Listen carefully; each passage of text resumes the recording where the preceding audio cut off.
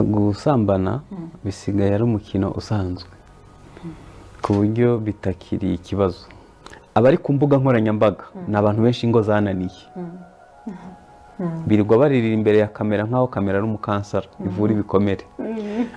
Hanyuma iyo sura niyo urubyiruko rufata. Hari abantu bavuga ngo umuntu aguca inyuma ngo ariko kandi ngo anagukunda. Pastor, ibyo bintu birahura? ngo muca inyuma ngo umugore wanjye niwe wa mbere. Mu ma ofisi y'abantu ibiganiro biganirwa 70% bigaruka ku gitsina.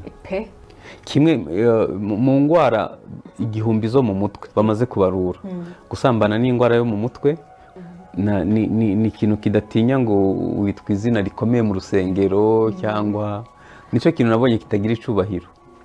Kuko navuze ngo niba umuntu ashobora gutinyuka umukozi wo mu rugo afite umugore mwiza abantu bose barangarira, ni haba harimo ikibazo. Kubera ko abantu benshi bagiye ku bapfumu barabasambanije benshi nibyo, yego, baba abagabo cyangwa abagore. Abenshi b'igitsina gore basambana, abenshi n'ibikomere. Wagiye mu rugo utegereje gukundwa, yagukuye iwanyu kubera ko avuga neza. Abagabo iyo turi kurambagiza umugore ntumuburira umwanya. Hanyuma iyo umugejeje mu rugo ni achievement, uhita ujya gushaka amafaranga, ntibuka ko mu rugo wasize umugore. Waba uri umusore cyangwa inkumi witegura kurushinga, waba se ufite isabukuru cyangwa ibindi birori hamwe n'inshuti zawe cyangwa umuryango wawe, ukaba ugishidikanya aho wabakirira, wivunika. Botanica Events igufitiye ibisubizo. Tubafitiye ubusitani bubereye ijisho kandi bwisanzuye bihagije kuri wowe ufite ibirori nk'ubukwe, inama za anniversaire, engagement, bridal shower n'ibindi birori bitandukanye. Duherereye rwagati mu mutima wa Kigali ku Kicukiro ku muhanda uva Rwandex werekeza Sonatube. Ugikata werekeza kuri Bralirwa ku muhanda keke 515. Ku bindi bisobanuro duhamagare kuri izo nimero cyangwa ukatwandikira kuri iyo email ubona kuri screen yawe.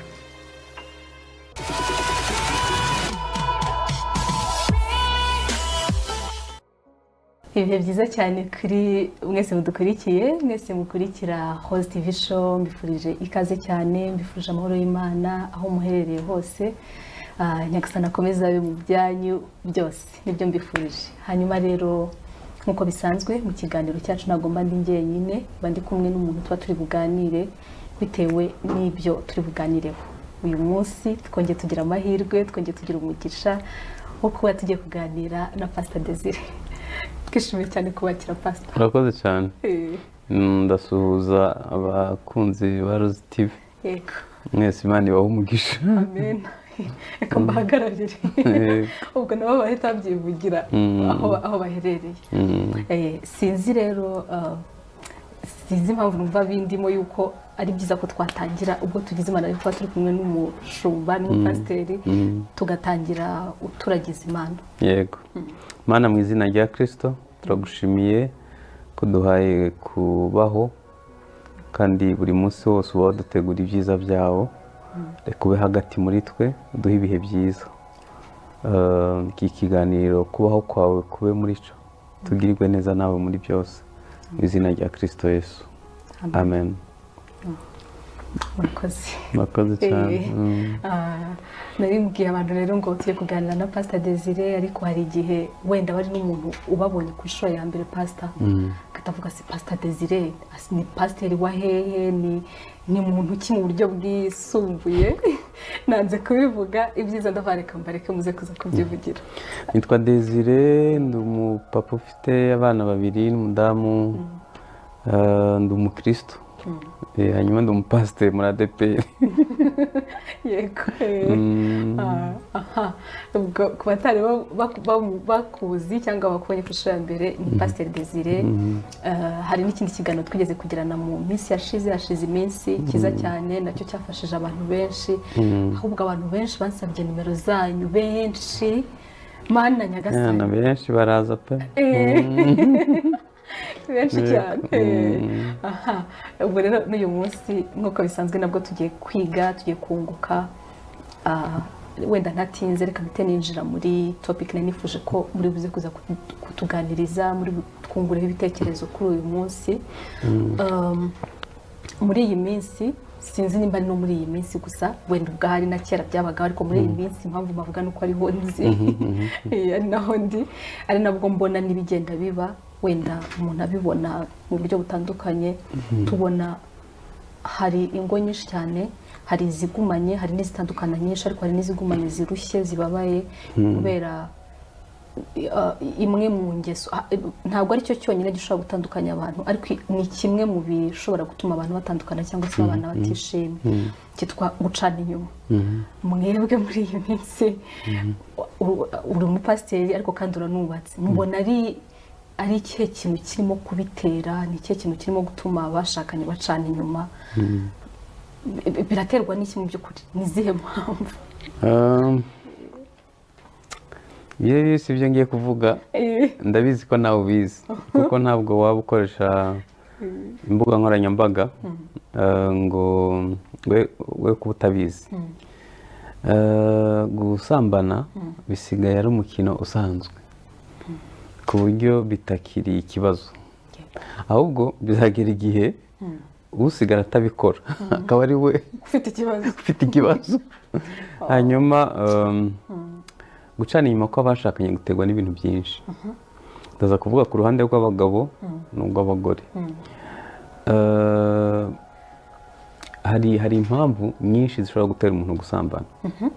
Icya mbere biri muri kamere y'abantu, biri muri kamere zacu. Yego, ni nk'uko ugira bezwe yo kunywa amazi, kureba, guhumurirwa, kwishima mu bindi. Ubushakashatsi bwakozwe ku bagabo b'Abongereza bavuga ko bashobora gukora nk'imibonano mpuzabitsina nka 4 ku munsi. Abagabo b'Abongereza aho ntaho batandukaniye n'aba hano, biri muri kamere. Iyo kamere rero iyo utazi kuyiyobora, kuyitegeka, igukoresha amafuti menshi harimo no gusambana. Impamvu ya kabiri ni amaraso umuntu avukamo. Yego, iyo umuntu asambana abatangije uruhererekane rubi mu muryango ku bisekuru nk'icumi. Nibyo. Yego, noneho tuze hano, ntabwo uzi ko abagore bose bari ab'umwami? Abagore beza bose bari ab'umwami, kandi umuyobozi w'akagari nawe yari umwami ahayobora. Yego. Hanyuma umugabo yagize inka nyinshi yahita ashinga ingo nk'enye. Niba umwami afite 27 byibuze uwo hasi aragerageza bafite nka 4 basi. Nicyo cyari ikimenyetso cy'ubukire, n'uruhererekane rwo mu maraso. Iyo utize kubihagarika bigira ingaruka mbi nyinshi. Ntabwo turaza kugera ku ngaruka, ariko naganiriye n'abantu bo muri ico gihe, abamama bakuru cyane bafite imyaka 80, 90. Nkamubaza, igihe umugabo wawe yaguharika wumvishe umerewe ute? Nkubwiza ukuri, nta n'umwe yarabyishimiye. Nta n'umwe. Kubera ko mu bintu bidakwigwa mu mutwe harimo gucibwa inyuma n'uwo mwashakanye. Nawe reba umuntu wafashe icyizere cy'ubuzima cyose ukakimuha, ubuzima bwawe bwose ukabumushyira mu maboko, agahita abufunyanga akabushyira muri puberi. Icyo ni icya kabiri gitera abantu uruhererekane rwo mu maraso. Icya gatatu ni ibikomere. Umuntu utaragize urukundo rwa mama ari umuhungu, cyangwa ngo agire urukundo rwa papa ari umukobwa. Abantu yisangaho benshi baba ari abakobwa n'abagore, niba ari umuhungu ataragize urukundo rwa mama. Kandi ikibazo abikora kugira ngo yuzuze ya vide yindi yagize kuri mama.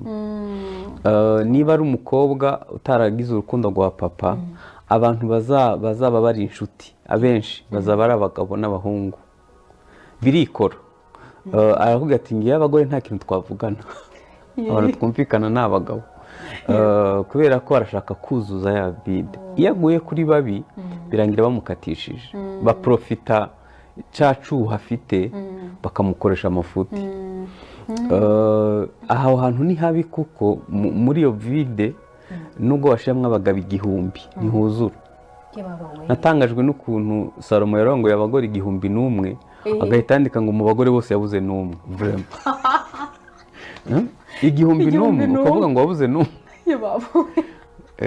kandi urumva byari ikibazo nyine, nta muntu n'umwe yahahaza aho hantu.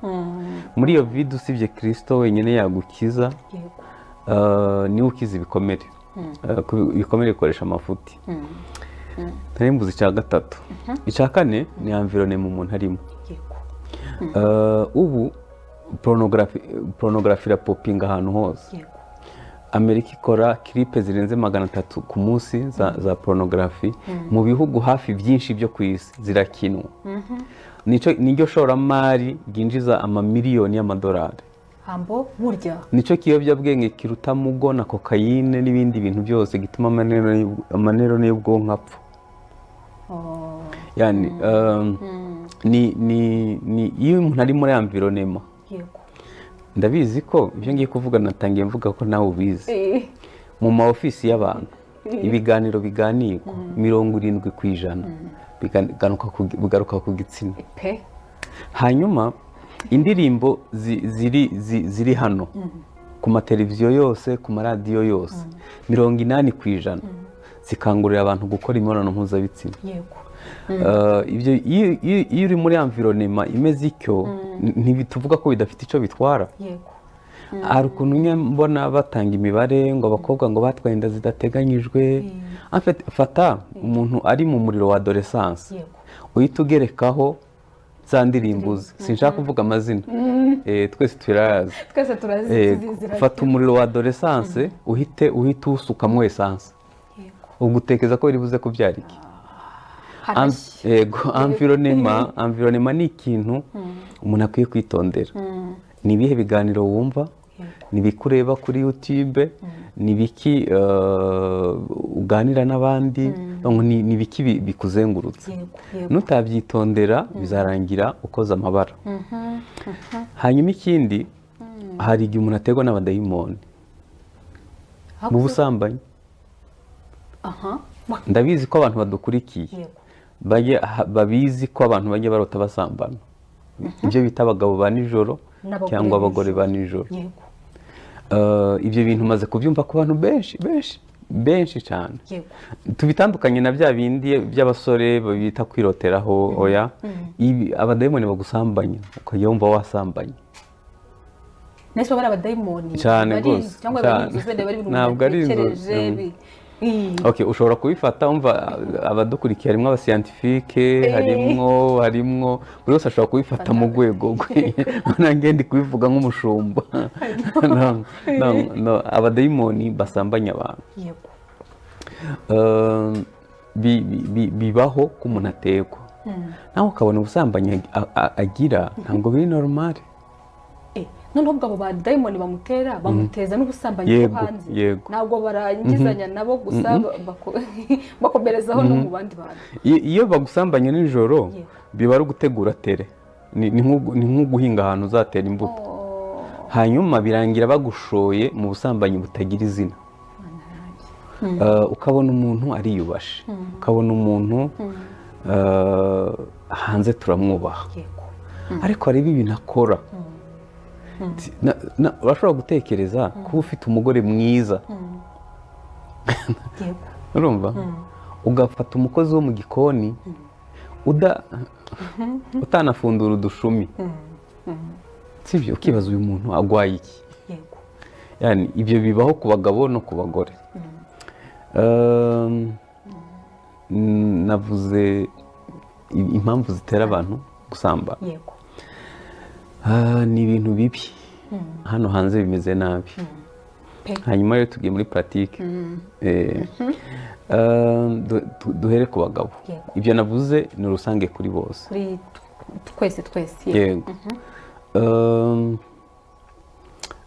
muri pratique hano hanze nyine bimeze nabi. ubusambanyi ni business ishushe.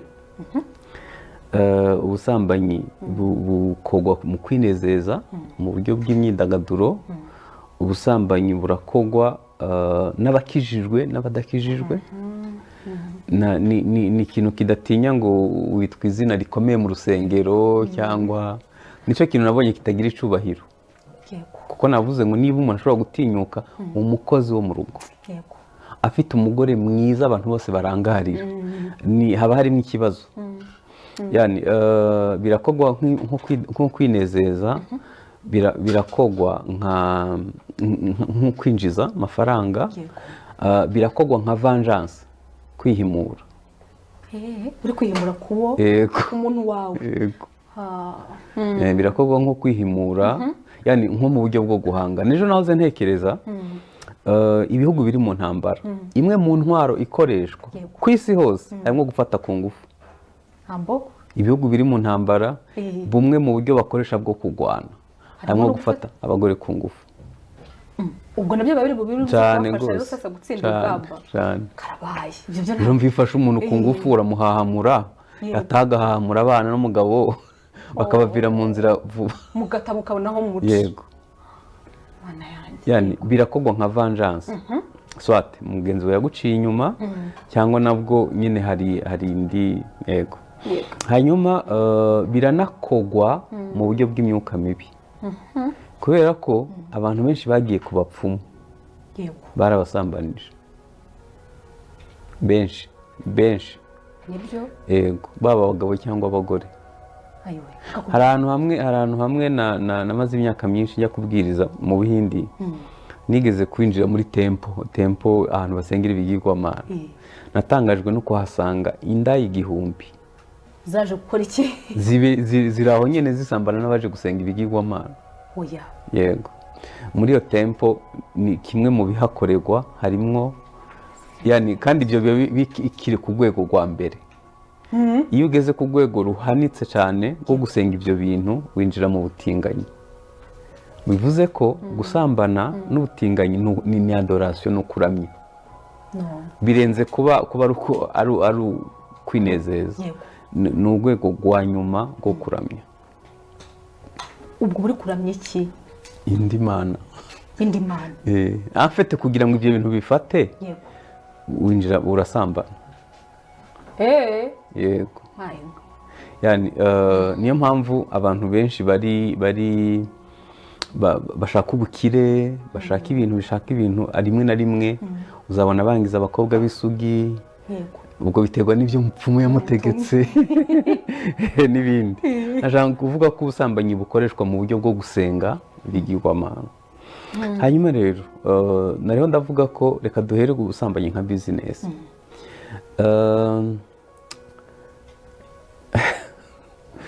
Ndabizi ko wabaye mu itangazamakuru, nanjye nabayemo. Hari inkuru zimwe najyaga numva nakora, ariko niba uko ndiwe nkazireka. Investigation story. Nabonaga zanteranya n'abantu, ariko turasaba bagenzi bacu b'abanyamakuru bazadushakira igikorerwa mu mazu ya massage yuzuye umujyi. Donc abagabo bashiriye mu massage. Ni business igezweho. Niyo mpamvu muri quartier nk'iyi turimo ushobora gusanga ahantu babikorera nk'icumi. Na hano hepfo harahari. Urumva? Na hano hepfo hangana njya mbona icyaho. Cyane. Iyo winjiyeyo bahita bakubwira ayo bakorera ku gitsina, ubusambanyi bweruye. Donc biba bifite ukuntu byitwa, sinshaka kubivugira hano. Nta nubwo nshaka kwica isoko ry'abantu, icyo nagira ngo mbabwire, uyu mujyi urimo ibintu biteye ubwoba. Donc ubusambanyi ni ubucuruzi.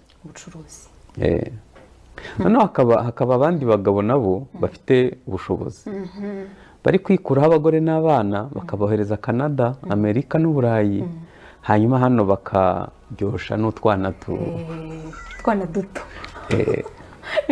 Turabizi cyane.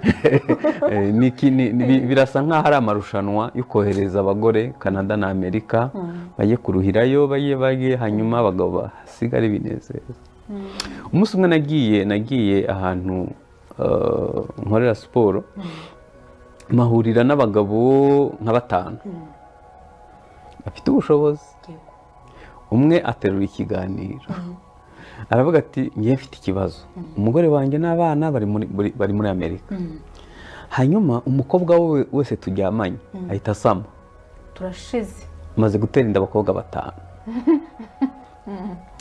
Rimwe na rimwe hari igihe tuvuga ngo abana mu muhanda, wari uzi ko buriya hari abana bari mu muhanda base bagenda na V8 babacaho bashonje, babacaho hanyuma bakajya bavuga ukuntu hari abana bananiranye kandi ari twe base. Cyakora birababaje gusa, birababaje aho umuntu agera ubwo amaraso ye arimo gusufura hano hanze. Bimeze nabi, ayandi maraso ye yemera amerewe neza ahandi. Hari ababikora nk'ubucuruzi, hari abahisemo kwinezeza, noneho hari abandi benshi rero babikoreshwa n'ibikomere byo mu ngo. Urabona iyo umuntu yagiye mu rugo aba ategereje, abenshi b'igitsina gore basambana, abenshi n'ibikomere. Wagiye mu rugo utegereje gukundwa, yagukuye iwanyu kubera ko avuga neza. Abagabo iyo turi kurambagiza umugore ntumuburira umwanya, hanyuma iyo umugejeje mu rugo ni achievement, uhita ujya gushaka amafaranga. Ntibuka ko mu rugo wasize umugore, wamuhamagara inshuro 8 ku munsi, ubu umuhamagara umuha amabwiriza gusa umubaza ibyo atakoze, kandi we yazanywe n'urukundo. Amatwi yaho arafunguye ategereje kumva ibintu byiza, ariko undi ageze kuragenda. Ubwo no kuvuga ngo umwe ari hano ategereje gukundwa, undi yamugejeje mu rugo yatajya gushaka amafaranga, nyuma y'amafaranga yubaka inzu, nyuma yahagura imodoka. Urumva ibirometero birimo hagati ya wa wundi na wa wundi, nta mahuriro. Niyo mpamvu ubona haje abapfubuzi. Maze iminsi ndeba OMS imaze igihe ivuza induru ivuga ko ubwonko bw'abantu abagabo cyane burananiwe ku buryo batakibasha no gukora imibonano mpuzabitsina. Bananijwe n'iki? N'ibintu byinshi birigwamo, imirimo cyangwa iyo mirimo yo guca inyuma. Nabyo birashoboka kubera ko amagambo meza twananiwe kubwira abagore bacu, abasokerete turayababwira. Yego. N'abagore bandi b'inshuti dutereta n'aba ex turabibabwira, kandi wacu tutabasha kubivuga ngo ho umwanya warabuze. Yego. Yani iminota 90 y'umupira ntibura, ariko iyo kuganira n'umwana ntayihari. Yani none niyo mpamvu haje abapfubuzi. Ni igikorwa kibi, gusambana kose ni bibi. Ndaza kuvuga ico bibiri bivugaho, iravuga ngo ntugasambane akadomo. Nabindi.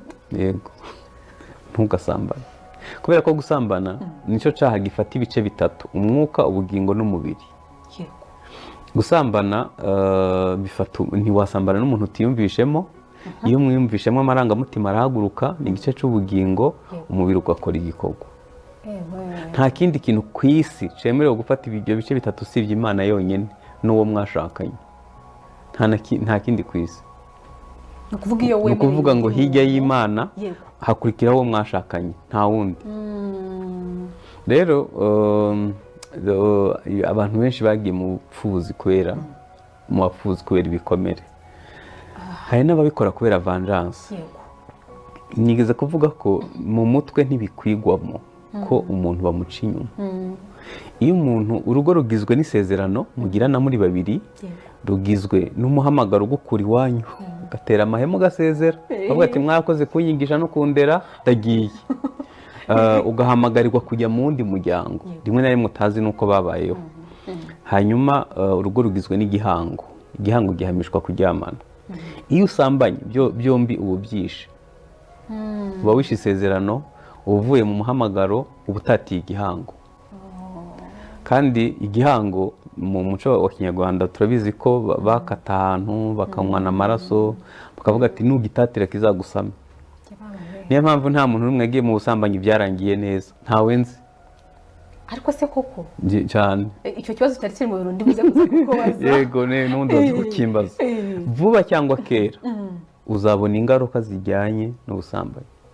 Bitangira umutima wawe gucira urubanza, bitangira wize kubesha, bitangira umutungo ukatiye ahandi, bitangira rusenyutse, hanyuma bikazarangira bigeze ku mubiri wawe, kuko ubusambanyi ni kimwe mu byangiza umubiri.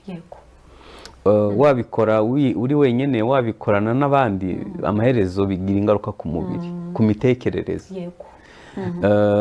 Ntekereza ko ni kimwe mu byangiza ku kigero kiri hejuru, niyo mpamvu bidashobora gusoza neza. Kandi buriya turi mu gihugu gito n'umujyi muto, abantu benshi turazinanye ku buryo iyo ari umugabo yitwara gutyo nabo mwabikoranye bazabivuga cyane, bizarangira bimenyekanye.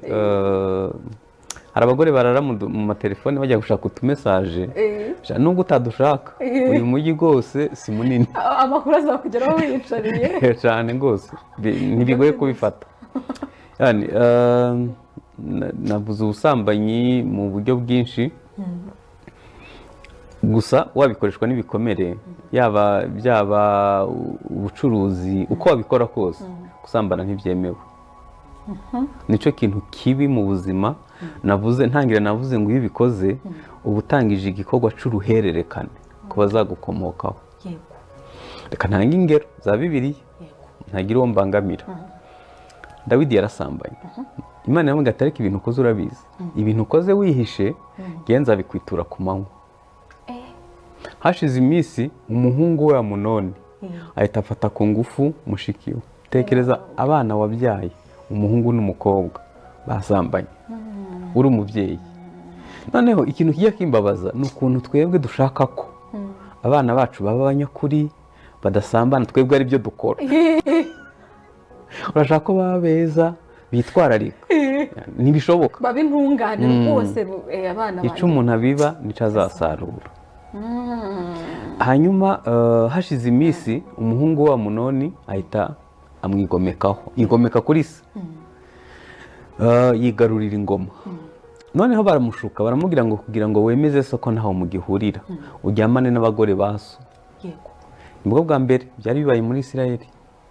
Dawidi yahise ahunga, aragenda araminuka ajya inyuma iyo mu butayu. Abantu bagiye muri Isirayeli barabizi ko imva ya Amunoni ntabwo iba mu zindi mva z'Abisirayeli, iri ahantu ku ruhande iyo, kuko yakoze ibara, ikintu kitari bwabeho, kuryamana n'abagore ba se ku manywa. Ku manywa y'ihango hanyuma kare nigeze kuvuga ko Salomo yarongoye abagore 1,000 kubera umuvumo wa se. Ese kumbe ari umuvumo wa se? Yego. Hanyuma byarangiye Isirayeli icitsemo kabiri, imiryango 10 ya ruguru, 2 isigara hepfo. N'ubu ntibirahura neza. Niyo imwe yabaye Palestine, niyo mpamvu none zira ntambara zose zihakura. Ziriya ntambara ziva ku bana babiri b'Aburahamu, umwe n'uwisezerano, undi n'uw'inshoreke. Nahoze nsetsa abantu ejo bundi ndababaza, iyo Aburahamu agiye kumanura ipantaro ahita agira nk'iyerekwa, akareba Gaza uko isi uyu munsi, akareba Lebanoni, akareba Siriya, kuko bariya bose ni bene Aburahamu, yari guhita ayizamura. Yamenya ko azashira imyaka 4,000. Umwana w'isezerano nagwana n'uw'inshoreke ntabwo ari kuryama. Ariko isezerano se ni wurihe? Uw'isezerano ni Isaka n'Abisirayeli. Hanyuma uw'inshoreke ubwo mbonye uruhande. Ni Ishimayeli. Sibyo? Ariko bose ni bene umugabo umwe. Umwe n'uw'icyaha, n'uwo kwiyaranja, undi ni uwemewe. Izo ngaruka uzakora ubushakashatsi ku bana bavutse ku bagore batandukanye, ntibifatana neza, bihora birimo akantu katajya guhura neza. Icyo nagira ngo mbwire abantu badukurikiye, baba abagabo cyangwa abagore, uko wabikora kose uzamenye ko bizagira ingaruka mbi kandi igihe kirekire, ku mitekerereze, ku mikorere isanzwe, kubera ko niba nyoboye abantu 500, nkaba mfite umukobwa ntereta utekereza ko nzanoza akazi? ubwonko burarangaye buri yego uzica inshingano, ntabwo ushobora kuzuza inshingano, umutungo uzakatira ahandi. Kamede kebyo urakoze. wenda wavuga nicyo ngicyo dise tunagikomeza kugira ngo n'ikibazo cyanjye ntaza no kukibagirwa. Kuri icyo ngicyo wa mwana abantu benshi usanga bavuga ngo ubusambanyi nk'uko mwarimo kubitubwira namwe ngo butera umwaku mu kinyarwanda cyacu, sinzi niba ni umwaku wo kubaho, ntabwo birimo aho ngaho, wenda buratubwira. Bitera ibinzi, bitera ubukene, bitera iki, ahubwo twajya no kureba nanone ku ruhande tugasanga mu baherwe tuzi bagize gute bakomeye, ugasanga nyine n'ubundi icyo kintu ntibatandukanye nacyo. Abagabo benshi bafite amafaranga menshi ntanatirimuke ntanashire, n'ubundi ugasanga bafite izo nshoreke zitabarika. Ubwo hari ngira ngo hari abantu n'amabwo bavuga ati kanaka se kwabikora akaba atarakena. Yani gukira ni process, ntibiza ijoro rimwe. No gukena nabyo ntibiza ijoro rimwe. Reka nkubwire Rose, gusambana ni ikintu gikoreshwa mu butasi ku isi hose. Ni ukuvuga ko gisenya ibihugu. Gusambana ni ikintu cyasenye amakampani akomeye ku isi. Gusambana kwatumye abagabo bari biyubashe batakaza icyizere ku isi hose. Ng'urugero, mbabare kuba ngiye kuvuga amazina. Umuperezida umwe wa Amerika byavuga ko yasambanye n'umukozi wiwe wo bakoranaga. Yatagira umugore w'intwari ujya kwitambika mu itangazamakuru kavuga ati umugabo wanjye yarabikoze yego ariko ndamukunda. Ubwo se si igisebo kuba utwara igihugu kingana nka kuriya bakuvugaho, kandi bakuvuga kuri izo gahunda, sibyo? Hari undi yayoboye Amerika bavuzeho ko ari wo muntu ureba amashusho y'urukozasoni kuruta abandi bantu bose ku isi. Utekereza kuba uri igihangange nka kuriya ukaba uvugwaho ibyo bintu. Abantu tuzi bayoboye ibihugu bimwe na bimwe ni abantu batandukanye. Ubwo ni ukuvuga ko iyo uri kuri topu ugatangiza igikorwa kibi ubwiye abandi bantu bose ngo birashoboka. Ni nk'aba babishopu bacu n'abaposo agira gutya agasenya urugo ejo akongera agashingirwa. Iyo ufite izina nk'iryo uba ubwiye abandi bantu bose ngo birashoboka. Bibiliya iravuga ngo ntimugatandukane, Bibiliya ntiyemera divorce.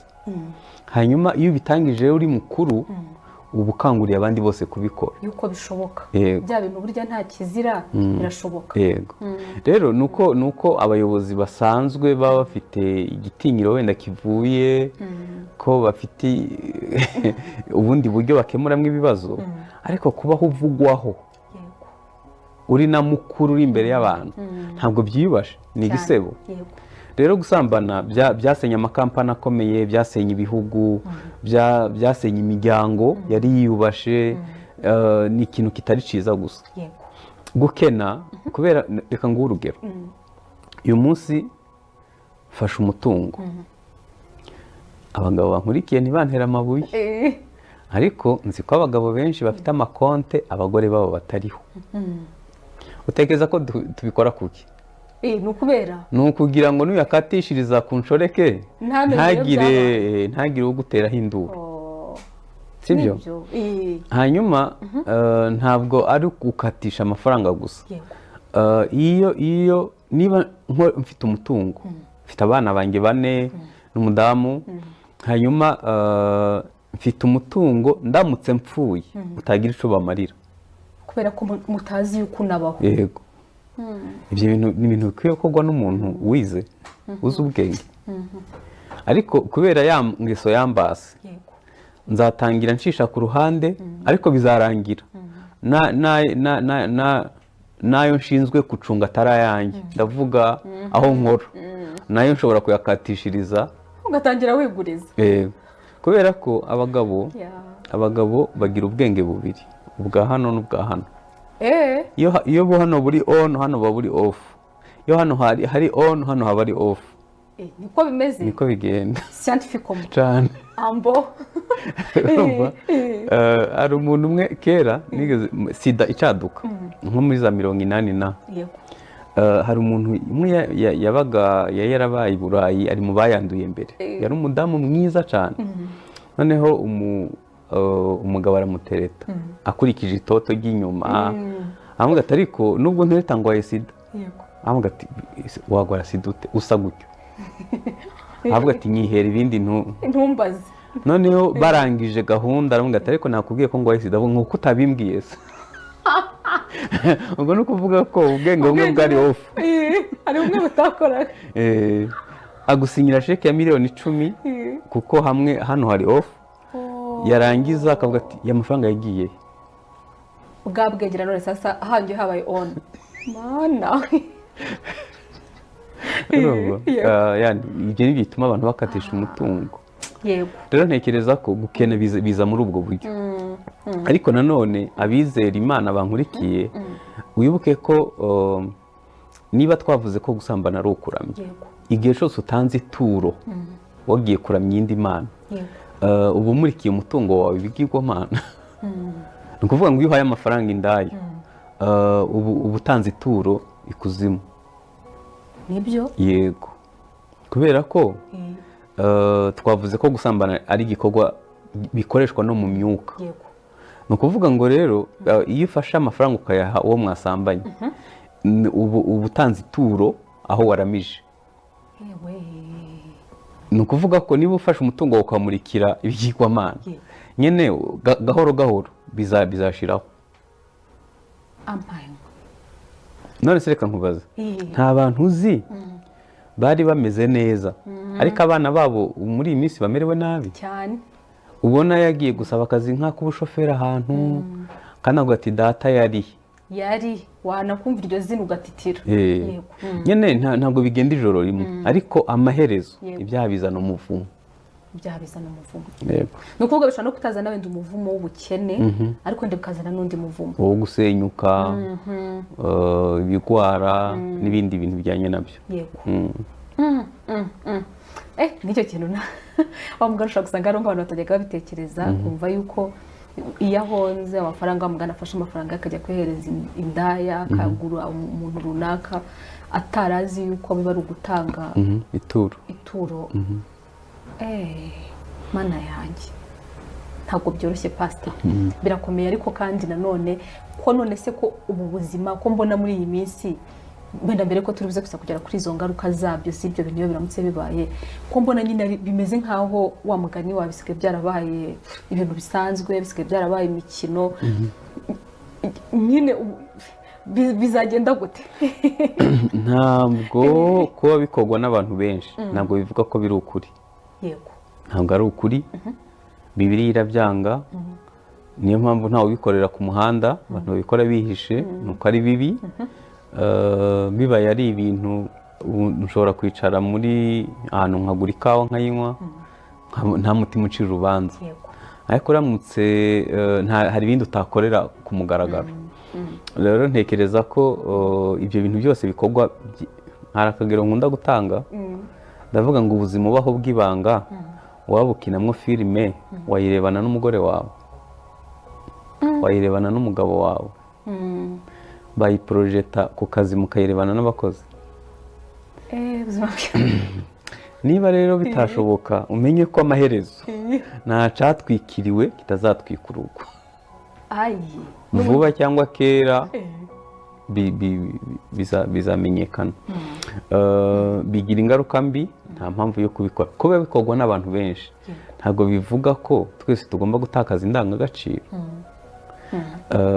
kandi imbuto yose ubibye uzayisarura vuba cyangwa kera nutayisarurira ku mwana wawe abuzukuru bazayisarura yego bashobora no kuzayisarura wa mugani no mu gihe uzaba utanaje nk'ibyo ngibyo wa mugani tugendeye no kuri ibyo byo muri Bible byo kwa Aburahamu urumva imbuto ziracyasarurwa nyuma y'imyaka yose atanahara atanazi ibyo birimo biraba ngayo nguko wenda mbere yuko rero none tubize kuza kugira ngo hari ikindi mfiteho amatsiko yo kumenya usanga abantu benshi muri no sosiyete baba abagore baba abagabo usanga hafi ya bose ngira ngo n'ukuri byabaye nkaho ariko kuri ariko bigomba kugenda ngo nta mugabo udaca inyuma. Pastor, ibi bintu mwe mujya mubyumva, mujya mwumva namwe abantu hanze babivuga, ngewe buri genda byumva ngo nta mugabo udaca inyuma ngo nuwawe ngo impamvu kivugishwa ibyo ngibyo nuko utaramufata ngo ariko buretse ni ikibazo cy'igihe nibyo. Yani ni ikinyoma, ni ikinyoma. Ni urana iyo umuntu afite umutima umucira urubanza cyangwa se yakomeretse afata abantu bose akabashyira mu gatebo kamwe. Muri counseling iyo wumvishe umuntu utangiye gushira abantu bose mu gatebo kamwe ni ikimenyetso cy'ihungabana afite, ni ikimenyetso cyagejeje gukomereka. Uwo muntu aba akeneye muganga. Hari abagabo biyubashe badasambana b'inyangamugayo batatinyuka kubikora batanakijijwe kubera uburere bafite, kubera kwiyubaha. Hari abagore benshi batakora ibyo bintu, hari abasore benshi n'abakobwa nzi batatinyuka gukora ibyo bintu. Rero ntekereza ko twe gushingira ku kinyoma cy'abantu bahungabanye, kuko banduye bashaka kwanduza sosiyete yose. Noneho abantu niyo mpamvu ubona urubyiruko rwinshi rwazirutswe gushaka, kubera ko abari ku mbuga nkoranyambaga ni abantu benshi ingo zananiye, birirwa baririra imbere ya kamera nk'aho kamera ari umukansara ivura ibikomere. Hanyuma iyo sura niyo urubyiruko rufata. Hari utuntu twinshi nkurikira ku mbuga nkoranyambaga nkavuga ariko aba bantu bazi icyo bari gukora. Ahubwo ati ayo ufite umugabo umwe ntabwo bigezweho, ugomba kugira umugabo uguha amafaranga wifuza no gukora imibonano mpuzabitsina ku kigero wifuza na aderesi aho utaha. Ibyo ni imyumvire iri mu bagore benshi n'abakobwa. Ariko harashariho abantu bitwara neza. Gusa nkubwira ikintu kibabaje ni uko abubatse ingo nziza baracecetse. Icyo kintu kirababaje. Ntashobora kuza hano. Ntuzamutumira ngo mubone. Hanyuma amakuru dufite menshi ni ay'ingo zananiranye. Rero ntekereza ko ni ikinyoma, ni ihungabana, ni umutima ukomeretse, ni ushyira abantu mu gatebo kamwe, ariko ingo nziza zirahari.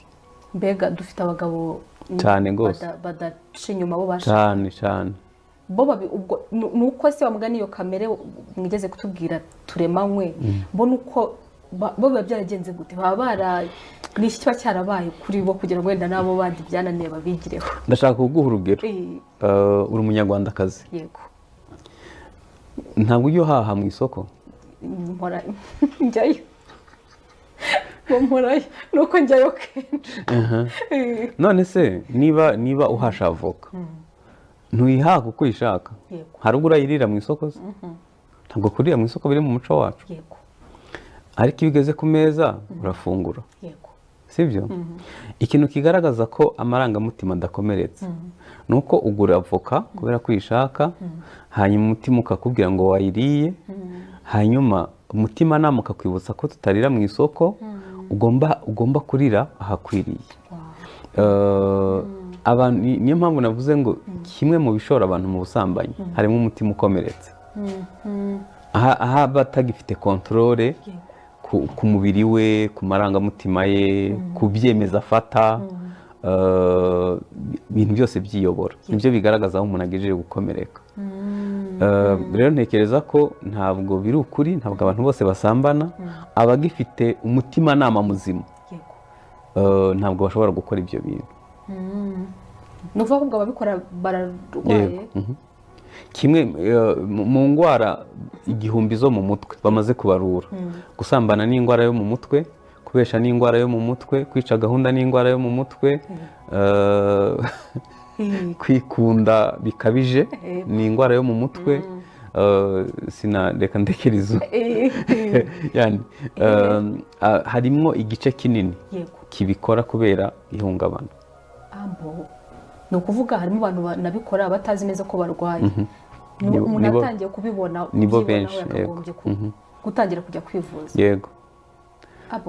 na kimwe mu byagufasha gukira iyo ngeso ni ugushaka umukansara akagufasha muri urwo rugendo kubera ko gusambana bishobora gutangira ari nko kwinezeza ushobora kubikora kubera ikigare ariko bizazana ububata ntabwo ujyayo rimwe ngo birakikerera aho ngaho yego bizangiza ubuzima bwo mu mutwe uzadevelopa abantu babiri uba ufite uko ubesha ubeshya abantu ubeshe n'uwo mwashakanye ukore umuntu ushaka ko bareba n'undi ukorera amafuti aho batareba ibyo bikorwa n'umuntu urwaye mu mutwe gusa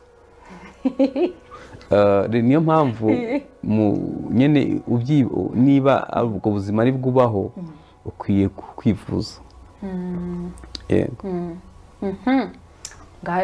ntabwo ngera nari nzi ko burya ari n'uburwayi nari nzi ko nyine wamugana ari ibintu abantu bakora bishimisha bagize gute wamugana ubwo bikazakomeza bikahinduka ingeso ariko ntabwo nari nzi ko burya ari kimwe mu bimenyetso byerekana yuko umuntu arwaye ubwo rero abatabikora ni ugushimira Imana yuko harimo abantu bakiri bazima ntabwo ni sije nini kandi umuntu ahora yibazaho ibibazo byinshi kubera ukuntu nyine bitewe n'ibintu ubona hanze mu gitondo nari bagiye kukubaza wenda nk'icyo kintu ni ukuvuga ngo iyo tubonye nk'abana bakora ubusambanyi bwinshi hano hanze ubona badafite icyo batinya bakora ibintu bibi cyane bigaragara n'ubu harimo ibirimo bivugwa mu aka kanya wenda ushobora kuba utanabizi ariko nyine by'ubwo busambanyi bukorwa n'abakobwa ku karubanda ku mugaragaro uvuga ko biba ari imbuto barimo basarura wenda ubwo z'ababyeyi babo cyangwa ari za karande ziba zabakurikiranye cyangwa nyine nabo n'izindi ngeso baba barimo baragira navuze ibintu nka 5 bitera gusambana yego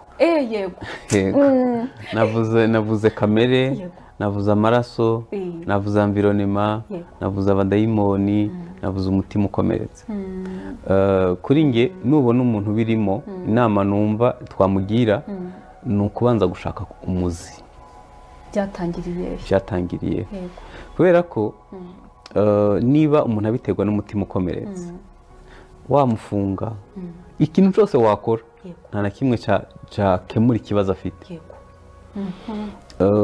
ubuhungiro bw'ibikomere ni bune ni ubusambanyi kwikinisha porunogarafi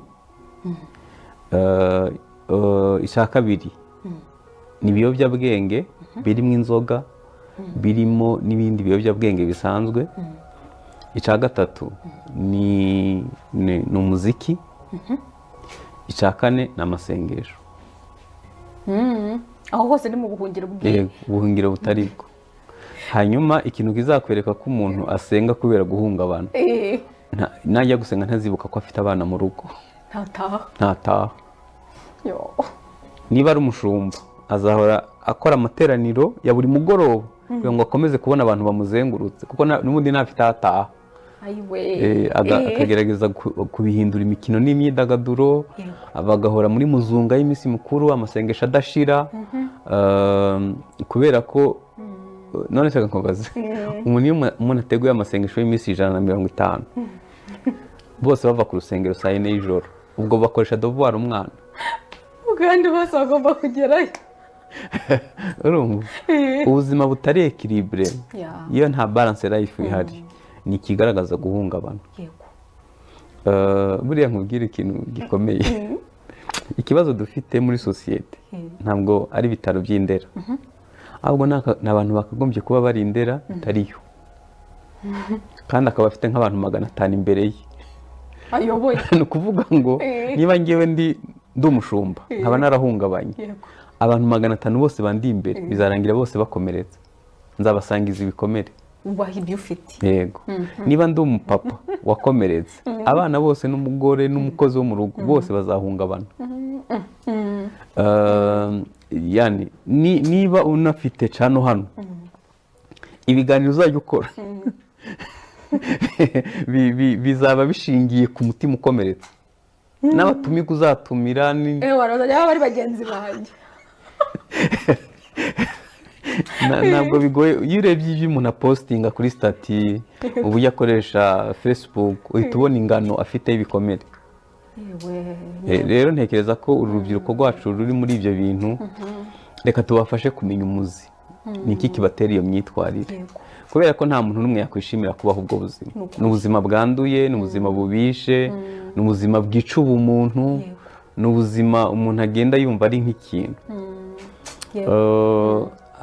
abana tumaze kuganira nako si n'abana gusa iyo akuyemo inda ya mbere ya kabiri ya gatatu ahita abica ihebe abaruta abatalibani rwose ni umuntu kubaho niba bifite igisobanuro mbese abaho nyine yiyangiza rero ntekereza ko uwo muntu akwiye gufashwa uko byibuze akereka urukundo iyo umenya umuzi n'icyamuteye kuba muri ubwo buzima reka nguhe nk'urugero yenda rworoshye ntabwo uzi ko abagabo benshi bafite intonganya mu rugo bahungira mu kabari cyangwa mu bagore ni bibiri ni mu kabari no mu bagore si byo ni ukuvuga ngo amakimbirane bajya mu rusengero abagore bajya mu rusengero ariko abagabo hoye amakimbirane yo mu rugo ayahungira mu bindi kandi nabyo birangira bimwangije kuko niba yavuye mu kabari saa 8 ejo azaba ari mu kazi saa 1 azatanga uwo musaruro yari adasinziriye nibiba rutine bizarangira tubihombeyemo twese rero ntekereza ko ni byiza ko umuntu ari muri ubwo buzima yashaka umukansara yashaka umuntu umufasha kugera ku muzi wamuteye kuba muri ubwo buzima umuntu wese yahinduka mwiza bigashoboka nibyo cyane pe nta muntu uba wageze ahantu uvuga uti uyu nguyu rwose niyo bakora iki kuri nge iyo umuntu agihumeka haba hakiri amahirwe nta muntu atahinduka mwiza nta ngeso utatsinda biterwa n'uburyo gusa wafashijwe Imana ishimwe iryo ni ihumure birahumuriza byibuze n'umuntu uri kumwe n'uwo muntu ufite izo ngeso wenda wamuzonze wenda pastor ndibaza nko ku muryango nko ku mugore n'umugabo bubatse uretse kwenda kuba bashaka gutakaza uwo mutungo akundi ni izihe ngaruka zindi zikomeye zishobora gukururwa n'ubusambanyi mu muryango zindi zishobora gutuma ingaruka ko ari nyinshi nagiye nzivugamo ariko ingaruka ya mbere mbi ni uko uyu muntu arasenyutse sibyo kandi asenyutse ari umushumba uyoboye abantu 1000 asenyutse ari umugabo uyoboye abana 4 n'umudamu cyangwa ni umudamu ufite umugabo n'abana niba nge asenyutse nkishora muri ibyo bintu abo bantu bose banyegereye bazabihomberamo hanyuma sinshobora gutanga umusaruro aho nkora ni ukuvuga ngo hari abandi bantu benshi babihomberamo umutungo w'urugo cyangwa w'aho nkora uzakatira ahandi ikindi ni ikintu buriya umuntu wese nta muntu n'umwe ku isi adasenga biterwa n'icyo usenga noneho ni ukuvuga ngo bwa busabane nari mfitanye n'Imana nabwo burapfa iyo ngendana umutima uncira urubanza bizarangira mbaye mubi kurutaho ikindi ntekereza ko kimwe mu ngaruka mbi ni uko harimo uruhererekane rwo mu maraso hariho ibintu 2 cyangwa 3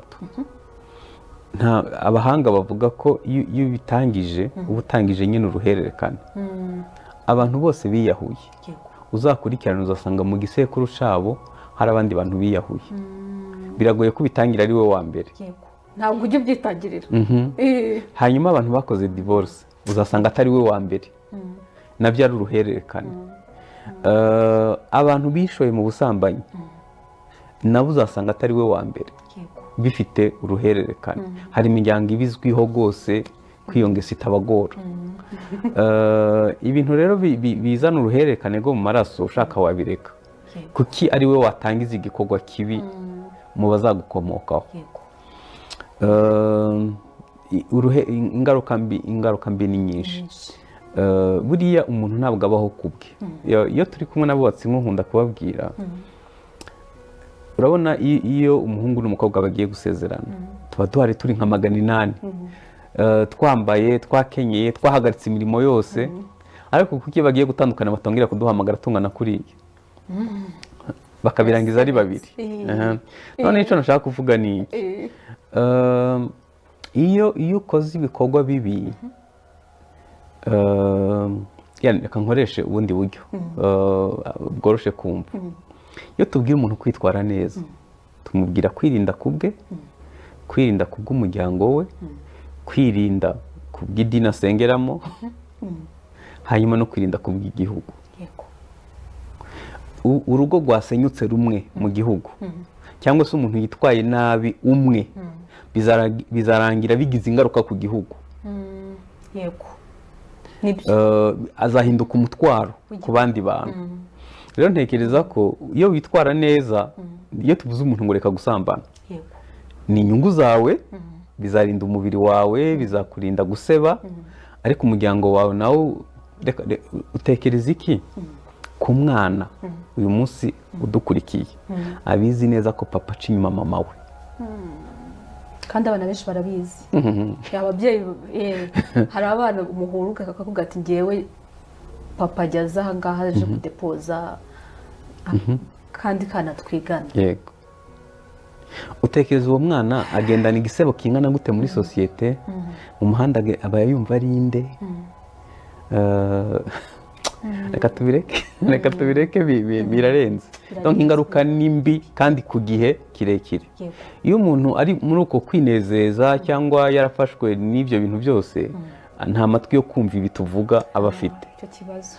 Ariko ingaruka zizahenda abantu benshi. Ntabwo umuntu akwiye kwitwara neza kubwe, kubw'umuryango we, kubw'igihugu, kubera ko bizagira ingaruka, bizaduhenda. Natwe uzatuvuna. Yego. Kandi tutari duhari. Duhari nakuburiye cyane. Akaga. Ni ikibazo gikomeye cyane. None se nko kuri uwo muntu ubu watangiye kubikora wenda kwera vengeance, tuvuga ko ari gushaka kwivanja kuri mugenzi we, kuko wa mugani mazi sinzana byumvise mu minsi yashize bavuga ko cyane cyane ku bagore aribo bakunda kubikora, bashaka kwivanja ku bagabo babo. Mu by'ukuri ni amahitamo meza bakoze, wenda bari butume akiri icyo gikomere yatewe na mugenzi we yagiye yarakira, cyangwa ahubwo ababyongereye. Icyaha kirakomeretsa, gikomeretsa ugikoze, nta kintu cyiza na kimwe asaruramo.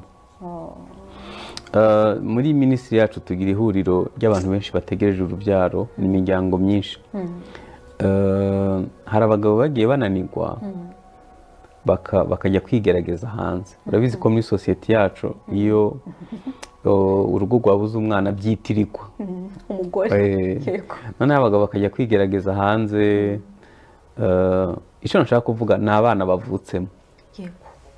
Urumva yagiye ashaka igisubizo cy'umwana, ariko abana bavutse muri ubwo buryo bahinduka umutwaro ku wagiye kubikora, bahinduka umutwaro ku muryango. Biba ari ikintu kibi gusa, nta n'umwe ndabona wishimiye. Byibuze avuga ati icyo nagiye gushaka narakibonye. Yego. Birangira n'ubundi kandi yabaye cyane. Birangira babaye, birangira urugo rusenyutse, birangira bizanye ingaruka mbi nyinshi kuruta izo yatekerezaga. Rero ntekereza ko nubwo wagenda muri vengeance ukabuterwa n'ibikomere, umenye ko ingaruka uzakuramo ni uguseba kwawe, bizakugarukaho. Mugenzi wawe niwe yaguhemukiye, ariko niba ukosoje ikosa irindi, bizarangira nawe ugiye mu gatebo kamwe. Ntekereza ko nkunda kuvuga ngo urugo rushobora kurangira, ariko uzasohokana amaboko yera, nta mutima ugucira urubanza. Iyo ugenda mu muhanda wumva wemye, kuko wakoze icyo wagombaga gukora, ntiwabuza mugenzi wawe kunanirana, ariko byibuze ube waragerageje kugeza ku kanyuma. Bizatuma na sosiyete itagufata nabi. Nawe nujye ugenda mu muhanda uzajya wumva uri amahoro. Ibindi bizabikurikiraho. Vengeance ni mbi. Uko wabikora kose, ibyo gusambana niho twatangiriye. Uko wabikora kose ni bibi.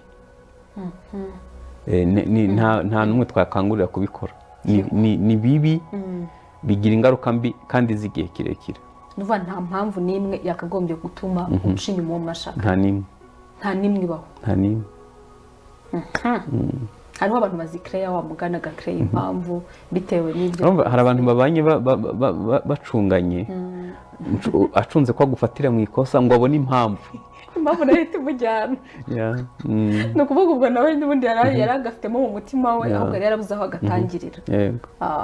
None se ubu koko wenda pasiteri turimo turagenda tugana ku musozo kugira ngo nanabareke mukomeze n'izindi gahunda, ariko tuvuge nka couple idukurikiye muri aka kanya, umwe akaba abizi neza ko mugenzi we ajya amuca inyuma, cyangwa se wenda yaranamufashe baranabiganiraho babiziranyeho, akaba ari muri icyo kintu yumva mbega yabyitwa ibyo kintu barakibabarira, kirababarirwa umuntu akakibabarira kikarangira, cyangwa niyo ubabariye mugenzi wawe bari kugira ngo mutiha rubanda ngo mwatandukanye cyangwa hatagira ikindi mbega hatazamo ibyo bintu, icyo kintu kirababarirwa mu mutima?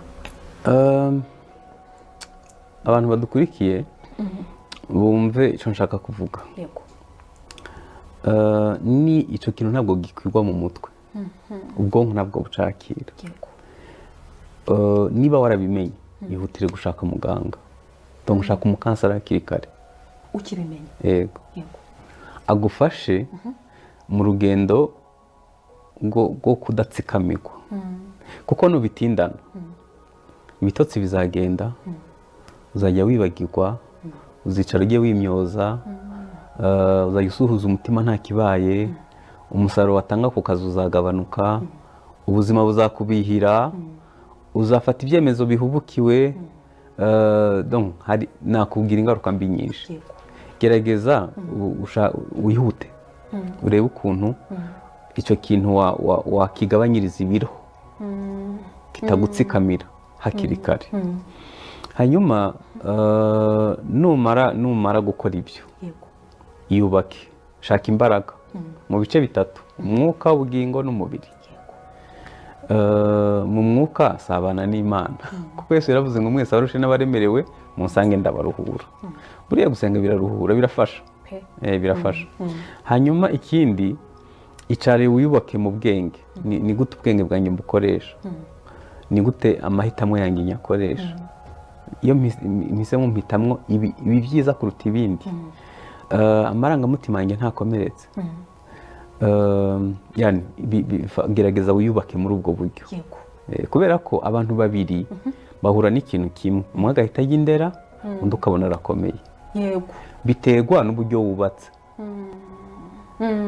Rero wahuye n'ikintu kitabaho kiremereye, ariko gerageza hirya yo kukigabanyiriza ibiro, gerageza kwiyubaka. Ubwo wiyubaka uturi kumwe n'uwo nguwo cyangwa uramubisa? Oya, ibyo kumubisa turaza kubigeraho. Ibyo yiteho. Urabona Rose, turi mu nzira y'iterambere. Ibihugu byateye imbere cyane, umuntu aba afite byibuze abantu nka 7 bamukurikirana. B'abaganga. Umuntu wese aba afite muganga we, buri mezi 3 ategetswe kuguhamagara akakubaza ngo akagukorera full check up. Ntahakubabaza, ari uguhamagaye. Umukansara araguhamagara akakubaza ngo mu mezi 3 nta kintu nshaka kubabaje, mukabiganiraho bikiri kare. Yego, bitarabyimba. Umunitritioniste agukorera menu y'ibyo uzafungura. Umusosiyare akoza niba imodoka utwara itagutera ikibazo, abaturanyi niba badakusakuriza, niba ubanye neza ku kazi. Banki iraguhamagara kubera iwabo ibintu byose n'inguzanyo. Hanyuma umunyamategeko araguhamagara akabaza ngo mu mezi 3 nta kintu nakunganira. Iyo ukijijwe uba ufite na pasiteri wawe. Wana bakaba 8 cyane. Twebwe turi byose muri byose. Yego. Ariko ibyo bintu twagiye tujera nabi bizatumeza imvi, bizatumeza uruhara, tuzajya twibagirwa, tuzajya amatubura ibitotsi, umusaruro twatanga uzagabanuka, kubera ko nyine umuntu umwe ntashobora kuba byose. Rero gerageza witeho. Wahuye n'ikintu kiremereye, wahuye n'umukansara yenda, cyangwa inshuti yawe wizeye igira ibanga itazakuvamo, hanyuma watangiye kwiyubaka, hanyuma igikurikiraho ni ukubabarira. Hanyuma rero kimwe mu bintu twigishije nabi ni imbabazi. Kubabarira reka tuzabikorera ikiganiro cyihariye. Ntabwo kubabarira ntabwo bigarura icyizere cyasenyutse. Kuvuga ngo iyo umuntu aguciye inyuma icya mbere gisenyuka ni icyizere. Rero kubabarira ni ukubohoka, ariko ntabwo bivuga ko bihita byubaka icyizere mu gihe mugenzi wawe ataramenya ikosa yakoze ngo aze gusaba imbabazi. Ntabwo bivuga ngo urahita umwizera. Hanyuma ikindi ntabwo bibuza kwirinda. Urashobora kwibaza nk'umugabo ukubwira ngo mfite amafaranga ndasambana nibwo buryo mfite bwo kwinezeza, ubifata uko. Urumva? Ubifata uko. Noneho hari n'abagerekaho noneho gutoteza. Niwe yaguciye inyuma ageretseho no kugukubita ngo uravuze. Ageretseho no kukwimaraso akwicishije inzara. Ngewe ntekereza ko no kwambura ubwo bumuntu bwose. Uzi ko hari abantu benshi bagenda bivugisha mu muhanda kubera ihohoterwa bakorerwa. Rero ntekereza ko ntabwo kubera ko ukijijwe wahita utegereza ngo bazakureho umutwe, akaba ari ubwenge buke. Sibyo? Niba ahisemwo gukomereza mu nzira y'ubusambanyi, yaba umugabo cyangwa umugore, mu bise ujye mu cyumba cyawe umubwire ati ngenda ndahari kugira ngo nite ku bana, ndahari kugira igihe uzumva ushaka guhinduka tuzongera tubiganireho. Ariko ejo nakwanduza sida, umuntu yagiye muri ibyo ntiteguye no kurera abana, ameze nk'utanabakunda. Yego. Niba rero abaye icihebe nawe muhite mupfana, abana bahita babura ubitaho. Kuri njye numva bitaba birimo ubwenge. Nta mwuka urimo, nta bwenge, si ikintu cyiza. Ariko kubera wa muco wacu wo kwizirika, kwihambira, byose duhita tubishyira hamwe, ntabwo bitari ukuri. Gerageza urebe ko ufite ubwonko bubashira kubyakira. Abadukurikiye ndabizi ko ibyo ndiho ndavuga babizi. Stroke yamaze abantu. Ubona umuntu umuhura yarahengamye, mugahura nyine byanze gukwigwa. Ibintu byabaye byinshi. Rero ntekereza ko ntutegereze kugeraho. Gerageza witeho hakiri kare, niwiyubake, hanyuma babarira. Icya kane, shaka umuzi utera umugenzi wawe kumera gutyo. Buri gihe umuzi aba aribukana, njyewe utabikoze n'ijya ukwiriye kuwushaka. Urumva? None se reka nkubaze, ngiye gutanga urugero rukomeye pe. Usanze umuntu ku muhanda ufite ikibazo cyo mu mutwe atambaye, ugatangira kumutonganya kutambaye, nta soni, ubwo abantu baseka nde? Wowe muzima yabawe. Urumva? Mugenzi wawe yakuyeho, ntaca ntatinya abakozi, ntatinya. Hanyuma kandi wowe ugomba kubaho ukaramira n'abana. Gerageza umufashe mu buryo umenya ikibimutera, kuko ashobora kuba atanabizi. Nugera ku muzi, kubera ko hari abantu iyo amenye ko ukundana na runaka agerageza kumugucaho. Hari n'abamena telefone, hari n'abirukana abakozi n'ibindi. Ibyo bintu byose mvuze ni ugukata amashami. Igihe cyose utaramenya umuzi ubitera, nubwo wamufungira ahantu ha wenyine azakora amafuti. Nabwo n'ubundi aziyaranjagire cyane. Rero niyo mpamvu reka nguhe nk'urugero kuri ba bantu navuze barara bashaka utumesaje mu matelefone. Amfite uba ushaka kumufatira mu cyaha, ariko iyo umufatiye mu cyaha natwe tuzi ubujyajya atavuga ati mbabarira rwose naracitswe, akanarira. Noneho ukavuze ngo yabiretse, wapi? Yafatiwe mu cyaha, nta mutima wamutsinze. Kuba rero atari we yatsinzwe ngo azarira utaranabimenye, kuvuga ati ni ukuri mfasha, narahemutse, singira umwizerwa. Ubu ubwo akaba ari we wizana, akaba ari ukwibwirira mwene ibyo ngibyo. Umuntu yaje gutyo ntawe utamubabarira. Ni ukuri. Ariko iyo umufatiye mu cyaha ahita akubesha. Wibuke ko ubusambanyi butuma umuntu yubaka abantu babiri. Hari umuntu ashaka kugaragaza mu rugo, n'ukora amafuta yo mutareba bwa buzima navuze wakinamwo filime rero umuntu asanzwe yarubatse ibyo bikuta bimeze gutyo umufatiye mu cyaha ahita yongeraho ibindi akazabaho ubuzima bw'ikinyoma bukubesha hanyuma abadamu n'abana beza cyane ahita iyo abonye mugenzi we yariza ahita avuga ati yo ni ukuri kuko n'umugabo agera bwarira buriya arabimeninga sinjye wahera ese si ubwo mugani ubwo ibyiza ni uku ibyiza buriya abantu babana njya numva abagore n'abagabo akenshi bavuga ngo icyiza ngo njyewe Imana izandinde ibintu kubimenya undi ugasanga njyewe Imana izandinde kubimenya mbe mu bintu nzi ubundi icyiza cyo ibyiza umuntu byose nta byiza birimo byose birangiza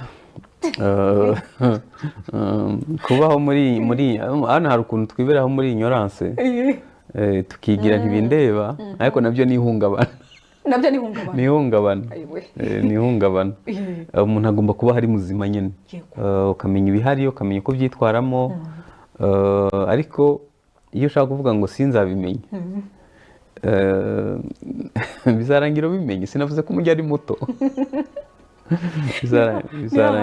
bizarangira ubimenye ubwo kudashaka kubimenya nabyo ni uko uba ufite ikibazo mfite warahuye n'ibintu bibi byinshi ibindi bikaba bitagifite aho bikwigwa kuri njye inama natanga gerageza usohora ibyabanje kubera ko isi ntisakaye na Yesu nta garanti yigeze aduha ko tutazabicamo iravuze ngo mu isi muri n'amakuba muhumure nanesheje isi ibibazo iyo utavuye hamwe biva ahandi kuvuga ati nta bindi ngishaka sinshaka kubimenya sinshaka ntabwo bizatuma bitaza ngo bari biri mu rwego rwo kurinda umutima we kugira ngo n'undi siniteguye gusenya nurindira mu rugo uzangirikira ku kazi ku kazi nurinda uzangirikira mu nshuti wahisemo zawe cyangwa bishobora gupfira ku mwana wabyaye none se ni ryari gucana inyuma bishobora gutuma nyine umuntu afata umwanzuro wo kuvuga ngo ibi bintu noneho ibyo kumubisa mu cyumba birarangiye reka mubise ubuzima bwanjye bwa burundu ni igihe biri mu ihohotera riganisha ku rupfu nakugira inama yo guhunga nigeze kuvuga ngo umuntu ugukorera amakosa nk'ayo akanaguhohotera ntiyiteguye no kukurerera ibyo ngiye kuvuga ndabizi ko nawe ubizi abagabo bishe abagore cyangwa abagore bishe abagabo babanje kubibabwira kandi nzakwica noneho ugahita utekereza iyo uteze ijosi bakarikuraho utekereza ko abana bawe 6 bazaregwa nande gutindaho muri ubwo buzima uzangirika mu mutwe nkubwire ibintu nakwipfuye kuri ngewe mbona uba uruhutse nkubwire ikintu ntinya ni ukubaho urwaye mu mutwe sibyo iyo urwaye mu mutwe ntupfa ntubaho sibyo warapfuye uhagaze yego kandi wa muntu ugukorera ibyo ubwo azakoza azakujyana mu bitaro wenda uri n'imfubyi kubera ko iwageraho ukwiye kubitekerezaho inshuro nyinshi rero icyo gihe nibaza ko ukwiye gukizwa n'amaguru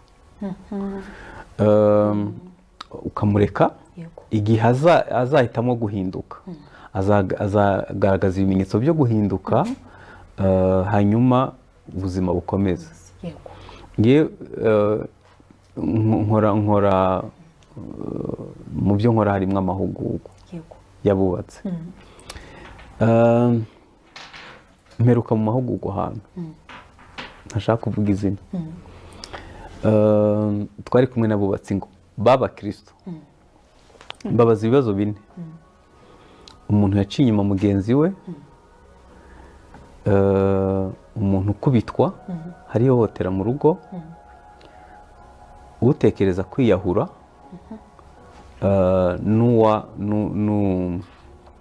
n'ushaka gutandukana basubiza ku buryo nyine tutari bumenye amazina yabo yego cyangwa we ubwo muri abo ngabo ko hagomba buri wese yagomba gusubiza ikimurimo cyangwa icyo ateganya yego cyangwa icyo yakoze yego amaye hanyuma natangajwe nuko 64% y'abari bari aho yego basubije yego ko basambanye baciye inyuma uko abo bashakanye yego hanyuma mu bantu twari turi kumwe bari bari aho bari nka 240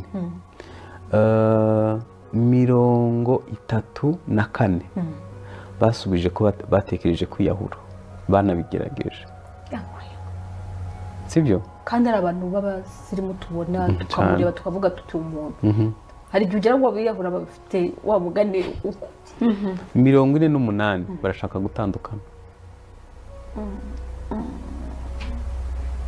urumva naho bigeze naho bigeze naje gushira abantu mu matsinda abagabo kwabo abagore kwabo noneho mbaza abagabo umva 60 bavuze ko basambana ahubwo turabizi ko abagore bacu baduca inyuma ariko bajye birinda gukabya ntajye mu bagabo benshi ari nk'umugabo umwe twakwe naho biri ni ikintu kimaze kwakirwa muri sosiyete mbona rero no kugushimira ko wateguye ikiganiro kivuga gutya utanze umusanzu ukomeye cyane kuri sosiyete yacu donc bimaze kwemekwa bimaze nko kwakirwa mbega n'ubuzima n'ubuzima urabizi saga imaze igihe ya Balthazar comment nasomye ku isi hose saravuga ariko abagabo bacu nibyo bakora nuko gusa batafashe video urumva donc ni ibintu bisanzwe ku bagabo n'abagore bimaze kwemekwa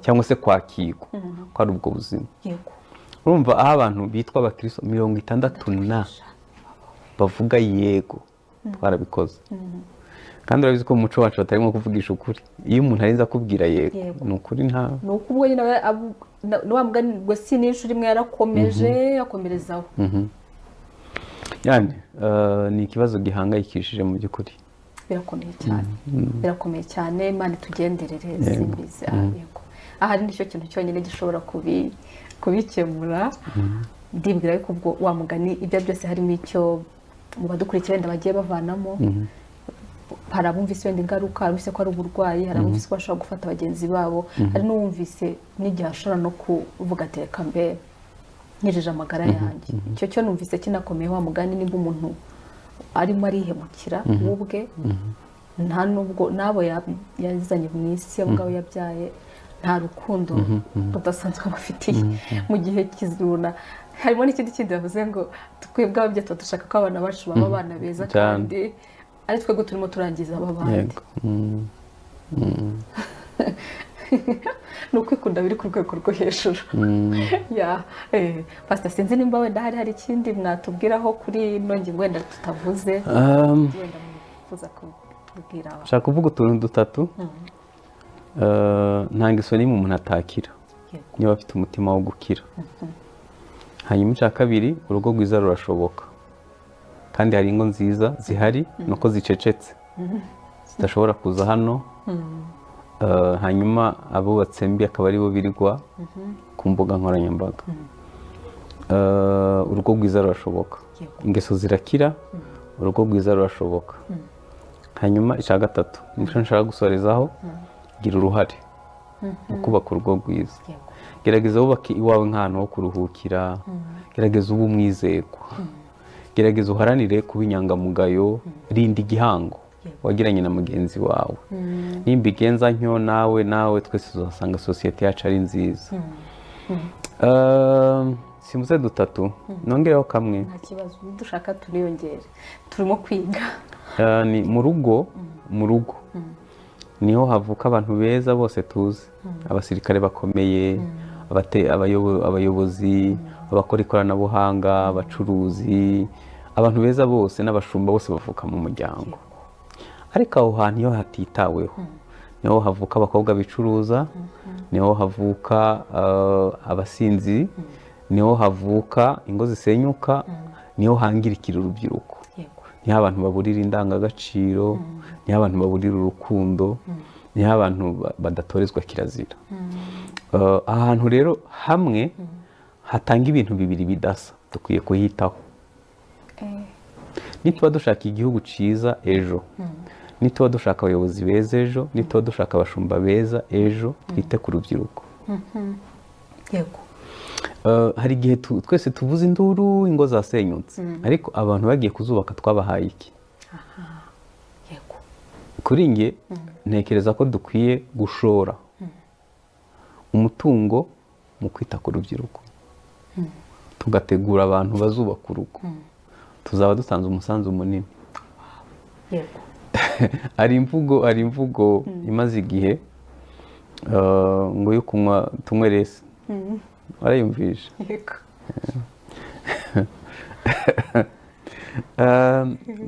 kimwe mu bizana ububata harimo inzoga. hari umugabo umwe yambabaje, yatoje abana be kunywa inzoga, hanyuma bazinywa kumurusha, ahita ararakara. sibyo? atabara mu inzoga gutya gutya, sibyo?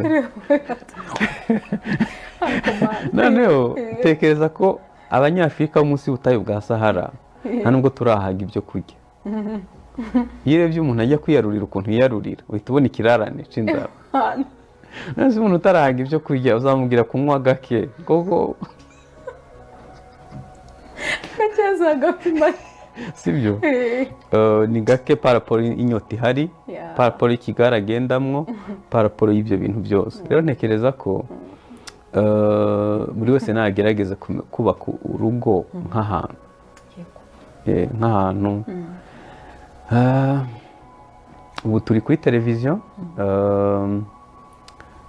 nanjye uvuga ibi, nkwiye kuba ibyo mvuga n'ibyo nkora bisa. kuko birababaje kuba hari umuntu ushobora kujya kuri televiziyo akavuga ibintu byiza, ariko nimugoroba ukamusanga ahantu. sinababwiye ko umujyi ari muto. turabimenya, sibyo? abashumba ntibagerageza ibyo bavuga n'ibyo bakora bibe bisa. nitugerageze twe kubaho ubuzima bubiri, ndavuga ubwigaragaza neza n'ubundi bukorera amafuti mu gikari, kuko ibyo bintu dukorera mu gikari bizazana umuvumo, bizasenya urugo, bizangiza umutungo, bizaba uruhererekane mu muryango, bizazana ibikomere, bizazana ihungabana tutazakira. rero tugerageze, buri wese nagerageze ahera iwe mu rugo, agerageze kuhubaka nk'ahantu ho kuruhukira. reka nsoze gutya, mureba ko duhuze, turi mu kazi, tutaboneka, tutabonera abana umwanya, tudafite n'umwanya wo gutoza izo ndangagaciro, dukorera amafuti hirya tugashaka ko abacu bitwara neza. ariko ikintu nababwira, nujya mu kiruhuko cy'izabukuru uzagaruka mu rugo. nubwo ari indwara ikomeye uzaza mu rugo. ibiguhugije uyu munsi nibikurekura uzagaruka. noneho nkubabwire ikintu kibabaje, uzaza ushaka gukundwa ntabwo watanze, uzaza ushaka kubwirwa neza utaravuze neza, uzaza ushaka keya batarigeze bayibona. rero iyo umuntu yagiye mu busambanyi, niho twatangiriye, ntaba afite umwanya wabo yasize mu rugo. ibyo byose nta n'ibyo atekereza. ariko uzahagaruka, ibyo byo ndabizi neza. uzahagaruka, bizarangirira mu rugo. niba rero ariho bizarangiriye, hakore nk'ahantu uzagaruka. murakoze. baba we mana yanjye, ni ukuri pasita, murakoze pe. ni ukuhakora mu ngo zacu nk'ahantu tuzagaruka. wa mugani uko byagenda kose, byaba ari mu bihe byiza, byaba no mu bihe bibi, bizarangira utashye. wa mugani ushobora no kuhahunga ukagenda ugakata, ukajya mu kabari cyangwa ukajya mu rusengero cyangwa ukajya hehe, ariko ni hahandi hawe n'ubundi hahantu urahagaruka. mana yanjye, numvaga nanjye ndimo ndavuga ngo turasoje, nkahita numva hari ibindi bibazo, tuzakora ikindi gice.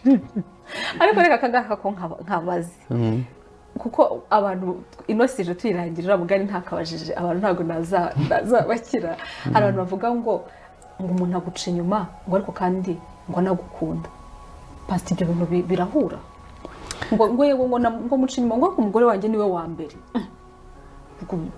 nibikira nibyo cyangwa niba bitwandikire muri comment batubwire ukuntu ari byo. ukuntu umuntu ukunda umuca inyuma. ntabwo ari byo urabona iyo umuntu akora amakosa aba yateguye ibikuta byo kumukingira, kandi bigaruka muri Edeni aho umugabo avuga ngo ntabwo ari njye, ni umugore wampaye. ubwo ntafashe Imana akayigira umufatanyabikorwa n'umugore mu cyaha. Yego, umugore nawe aravuga ati ntabwo ari njye, ni inzoka. Inzoka nayo ibesha ibindi.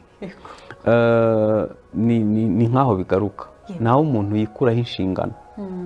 byose njyewe ntekereza ko niba wakoze amafuti gerageza basi ubinyangamugayo, mvuga ati mu by'ukuri ni bimwe navuze, niba wakoze amafuti umutima ukakwigira ngo usabe imbabazi urira, witegereza ko bazagufata. ni bamwe bavuga nka gutyo, abandi bahita baba intare akaza ahohotera kandi ari we yakoze amafuti, undi agahita ahunga akajya muri izo ndaya cyangwa mu kabare agakosoza ikosa irindi. ni ibintu bitari ukuri.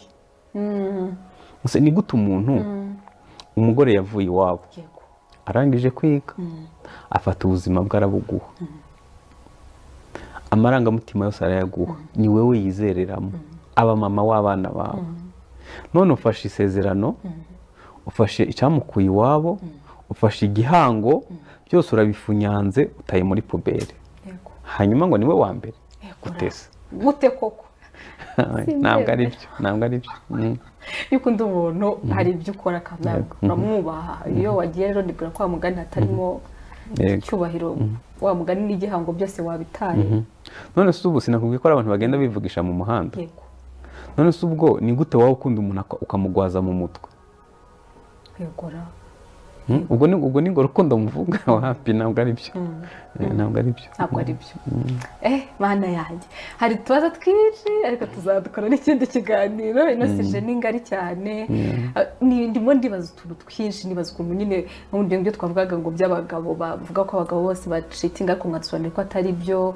wambwa n'ukuntu umuntu umwe muri bo cyangwa muri abo ngabo beza dufite bo byibuze babasha kurezista abo bakobwa, abo bagore, ubwo meshozi no ku bagore nabo ukuntu babasha kurezista abo bagabo, nyine ukuntu mbega kandi yamuteze yamushyizeho imitego ishobora gutuma atari buze kuza kumurenga, ariko akabasha kubitsinda. ibyo nabyo nyine ndumva twagiye tubivugamo, ariko ntekereza ko none se iwawe watetse, uvuye mu rugo ufunguye, ubwo buri resitora yose ubonye uzagenda ujya kwaka amafunguro? ikibazo nibashaka iwawe bateka neza no kuruta iwawe. ntabwo uzahita ujya kwaka amafunguro ngo ni uko kandi uvuye iwawe uhaza. nubona umuntu yatinyutse kuva iwe agaca inyuma mugenzi we, hari ikintu kimwe muri bitanu navuze gishobora gutuma aca inyuma mugenzi we.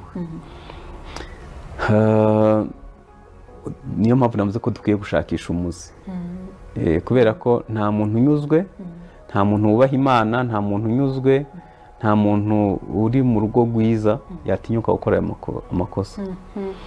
nta muntu warezwe n'ababyeyi neza ngo bamuhe urukundo ruhagije. yenda tuzabikora mu kindi kiganiro, ariko reka dufate ngiye kubabwira utuntu tworoheje ariko dushobora kuba nyirabayazana mu kujya gukora amafuti. dufate ururimi rw'urukundo.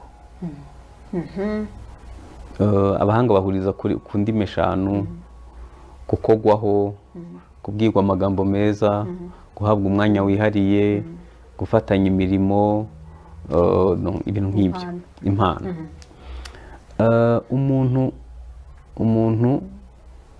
wenda ururimi rwe rw'urukundo ari ugukogwaho, hanyuma akaba atarigeze ahura na se ngo amuhobere amutindane cyangwa mama we, hanyuma akazahura n'umukobwa ubimukorera cyangwa agahura n'umuhungu ubimukorera, utekereza ko azahava?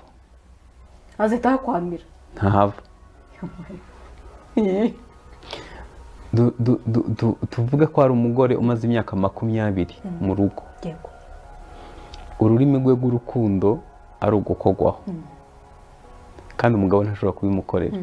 ntayubona iyo batashe ubukwe kumwe agenda muri metero 10 undi amwirukana, cyangwa bajyanye muri resitora bakoze agakorwa keza ko kujya muri resitora bajyanye, ariko bajya guhaguruka umwe ugasanga ageze nk'ahari abo bantu byagenze njye mbibona nkumva ntajya kubabwira ndi ko wamusize. urumva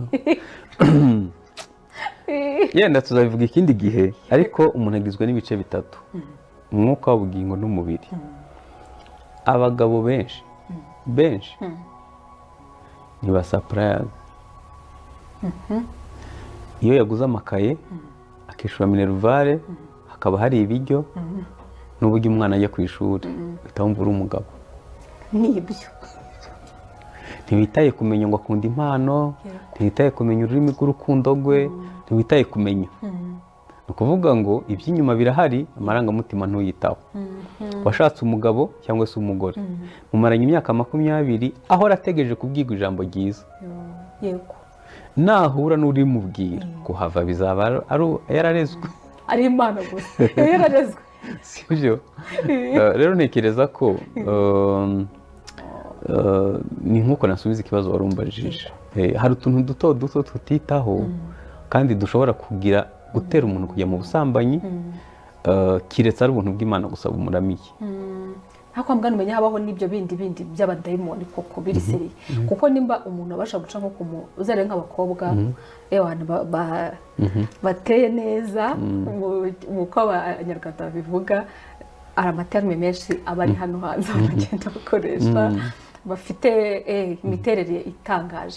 noneho uzasanga ushobora kureba nk'imodoka ziguciyeho uri nko kugenda n'amaguru, hafi y'abagabo bose baba bameze gutya. ni ukuvuga ngo wagize imana hari akavuyemo. yego n'urimo kugenda n'amaguru ari kumwe n'umugore we, ngira ngo n'abavuga ati haro twese tuvuganaho kararambwa ati ibyo bumva bavuga uti mana wambaye retroviseur hano inyuma ituma ndi bukomeze nkagenda nirebera. hanyuma icyo nakongereraho ni uko abo nyine ibyo bimero biri ku mbuga nkoranyambaga. impamvu telefone tutazivamo no kumeza ukagenda uyijyanye no muri douche umeze urya, sibyo? ni ukugira ngo uhaze irari ry'amaso. ntabwo bimeze neza. kubasha kuresist ibyo bintu byose no ukabitsinda, wa mugani n'izindi mbaraga niyo mpamvu nkunda kugaruka ko umuntu yubaka uko yubatse imbere muri we. hari utuntu tutitaho duto kandi tuzatugiraho ingaruka zidushora mu busambanyi cyangwa bituma twitwara neza. kubera ko turi mu karere kanyuze mu bihe bigoye, twahuye n'imibabaro iremereye ku buryo kubwira umuntu utuntu nka bene utwo avuga ati twanyuze no mu bindi. ariko niba utitoje kuzuza inshingano uyu munsi uri umusore, ntutekereze ko nugerayo mu rugo urugo ruzakubabarira. ugomba kuzuzuza, kandi icyo utanga ntiwagihawe, uzagitanga ugikuye he? wacitoje hakiri kare. bitari ibyo uzajya kugishakira ahandi, bizarangira ugiye muri za ngeso wangaga, birangire wishuye mu bintu bitari byo. nuva nayo maso areba gutyo impande n'impande, areba abakobwa bafite ibyo bimero n'iki, nabyo umuntu ashobora kubyitoza muri we agatangira kubikora. itoze kugira discipline. navuze ngo ntabwo ugenda urira mu maresitora yose nuko bafishije ibiryo byiza, ntabwo ibintu byose ugomba kubinywa. gerageza umenye uko witwara. mane icyiza cyane gikomeye muri byo nuko mwatubwiye ko bishoboka. birashoboka. yego. Pastor murakoze. none ibibazo byagereka mbere reka mbirekera aha ngaha. ndibwira yuko mu bantu bari badukurikiye ibyo ari byo byose hari icyo bakuyemo, hari icyo bungutse, kandi ni ukuri mwakoze cyane kuduhereza uyu mwanya. murakoze cyane. nimba nta yindi message yindi nanone mufite ngira ngo twasoza. yego.